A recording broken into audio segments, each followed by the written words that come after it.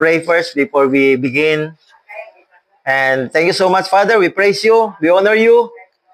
Salamat, Panginoon, sapagkat ikaw ang Diyos na manggagamot. Ikaw ang Diyos ng himala.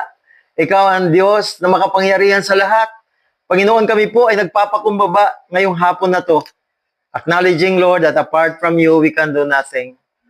Lord, salamat po for bringing us this ministry, this advocacy, the Moto Elite Group, and the Values Formation, Spiritual Transformation Philippines Incorporated, International Chaplain Minister Order, Panginoon. Salamat po dahil ikaw ang Diyos na tunay na gumagawa at kumikilos sa aming mga buhay.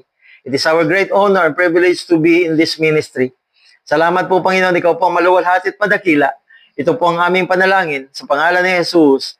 Amen and amen. Hallelujah! Praise the Lord. And I'm here now in Marikina City live with Moto Elite.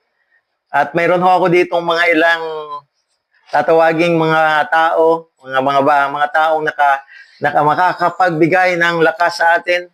They will share some of their experiences.